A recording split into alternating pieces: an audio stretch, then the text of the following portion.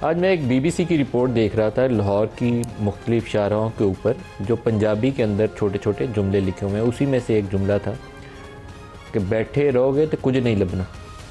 तो पाकिस्तान तहरीक इंसाफ की जो सियासत है वो भी शायद इसी जुमले के इर्द गिर्द घूमती है, बैठे रहोगे तो कुछ नहीं लबना, कुछ नहीं लबना।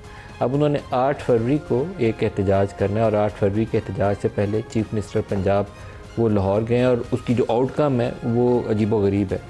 एक तो एक सूबे का चीफ मिनिस्टर जब दूसरे सूबे में जाए उसको वार्मली वेलकम करना चाहिए, उसकी राह में रुकावटें नहीं डालनी चाहिए। कोई ज़माना था जब मोहतरमा अल्लाह उनके दर्जात बुलंद करे वो प्राइम मिनिस्टर ऑफ पाकिस्तान थी, तो नवाज़ शरीफ साहब चीफ मिनिस्टर पंजाब थे 88-90।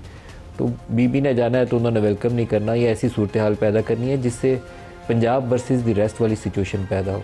तो इस वक्त पंजाब वर्सेस केपी वाला सीन जो है वो हमारे लिए नेशनल लेवल के लिए ये कुछ सूटेबल सीन नहीं है।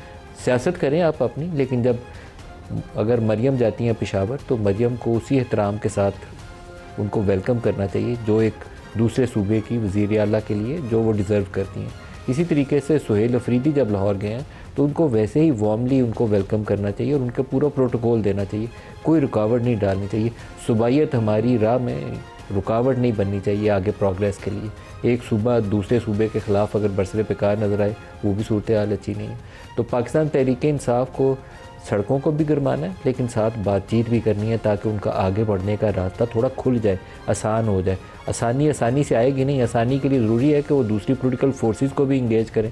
इस्टेब्लिशमेंट से बातचीत की वो ख्वाहिश रखते हैं लेकिन उनकी टॉप टियर में अभी कोई ऐसा बड़ा चेहरा है नहीं है कि जो जाके इंगेज कर सके किसी को, इस्टेब्लिशमेंट के किसी बड़े कद्दावर शख्सियत को, जिससे उनके लिए आसानी पैदा हो जाए। तो उनकी जो पार्टी है इस वक्त मैदान के अंदर, उसी पार्टी के साथ उनको अव्वलीन कोशिश ये करनी चाहिए कि जितनी पॉसिबल पॉलिटिकल फोर्सेस के साथ उनका कनेक्शन हो सकता है वो इंगेज करें। फिर Aahista Aahista step by step आगे बढ़ के कुछ रास्ते अपने लिए आसान करने की कोशिश करें। सड़कों पे खाली मारे फिरने से उनको रास्ता नहीं मिलेगा। मुझे याद पड़ता है कि पिछले साल नवंबर के महीने में जब ये इस्लामाबाद की तरफ एहतजाज करने आ रहे थे तो उस वक्त की हुकूमत के ऊपर भी और इस्टेब्लिशमेंट के बाद लोगों के ऊपर भी दबाव नज़र आता था। मोबिलाइजेशन अच्छी कर रहे थे केपी से लोगों की, और लगता ये था कि अगर इस्लामाबाद में जो इनका प्लान था कि हम डी चौक जाएंगे और डी चौक में जाके एहतजाज करेंगे पुरजोर तरीके से, तो एक सिचुएशन ना पैदा हो जाए, इसलिए इनको इंगेज कर लिया जाए। ये उस वक्त की हुकूमत वक्त का फ़ैसला था।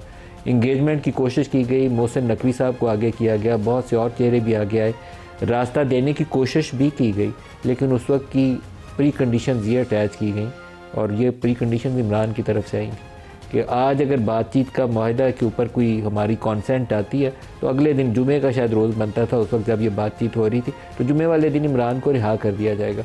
हुकूमत की तरफ से जो अभी एक पेशकश थी कि आपको 6 महीने 8 महीने कहीं जाके केपी के किसी रेस्ट हाउस में, जो उस वक्त अली मीन गंडापुर तजवीज़ कर रहे थे, वहाँ रख देते हैं, फिर हाई कोर्ट से ज़मानत का अमल आगे चलेगा, आपका रास्ता खुल जाएगा। वो रास्ता वो ले लेते तो 26 नवंबर जो 2024 पाकिस्तान में हुआ है वो ना होता, और उसके बाद 1 साल गुजर गया, उसके ऊपर भी 1 महीना गुजर गया और अभी भी इमरान जेल में है। तो बातचीत सियासत में रास्ते खोलती है, बंद नहीं करती। और बहुत ज़्यादा लोगों को, जैसे 26 नवंबर 2024 में 12-14 लोग थे पाकिस्तान तहरीक इंसाफ जो अब दुनिया में नहीं रहे उस बुलेट इंजरीज़ की वजह से, बहुत से लोग ज़ख्मी भी हुए। क्या इस वाक़े को बचाना भी उस लीडरशिप की ज़िम्मेदारी नहीं थी? मेरा तो ख्याल है कि आपको ग्राउंड रियलिटीज़ को देखे बगैर अगर आप सियासत करेंगे तो आप मार खा जाएंगे। इस वक्त पीटीआई का अलमिया यही है कि उन्हें ग्राउंड रियलिटीज़ का पूरे तरीके से इदराक है ही नहीं। इमरान उनके पास एक पॉपुलर पर्सनैलिटी है, पूरी पार्टी के ऊपर भी वही हावी है और नेशनल लेवल के ऊपर भी वो एक पॉपुलर फेस है। लेकिन ये इमरान एज ए क्रिकेटर भी पॉपुलर था, लेकिन 2002 में सिर्फ 1 सीट जीत पाया था। तंजीमी ढांचा नीचे उनके पास इस वक्त बिल्कुल खिसक चुका है नीचे से, उनके लोग जेलों में पड़े हुए हैं, पार्टियां बदल चुके हैं, सरकारी वो जो इस्टेब्लिशमेंट का दबाव है उसके सामने अब ज़्यादातर लोग खड़े नहीं हो सकते। तो इस सारी सूरत हाल को सामने रखते हुए पहले उन्हें अपने रास्ते आसान करने चाहिए, और ये पाकिस्तान को सूट करता है। हुकूमत वक्त को भी यही चाहिए कि वो रास्ता आसान करे ताकि एक जो गैर यकीनी फ़िज़ा है जिसके अंदर को 20-25 मल्टीनेशनल कंपनीज पिछले 2-3 साल में पाकिस्तान छोड़ गई हैं, आपकी ग्रोथ रेट आगे नहीं चलती क्योंकि आपके यहाँ FDI नहीं आ रही, आपकी इन्वेस्टमेंट नहीं आ रही, मैन्युफैक्चरिंग के अंदर इन्वेस्टमेंट चाहिए वो नहीं आ रही। तो इन इशूज़ का एक हल ये है कि मुल्क में सियासी इस्तेहकाम हो और नेशनल लेवल पे एक थोड़ा सा संभल जाने का एहसास हो, लोगों को यकीन हो कि पाकिस्तान आगे चल रहा है, सियासी बेयकीनी नहीं है, कोई जेलों में नहीं जा रहा, किसी को काला ढाला नहीं उठाने आ रहा। तो इसके लिए लीडरशिप का इम्तहान है और उस इम्तहान के अंदर अगर ये कामयाब नहीं होंगे तो बाकियों को भी मार पिटेगी।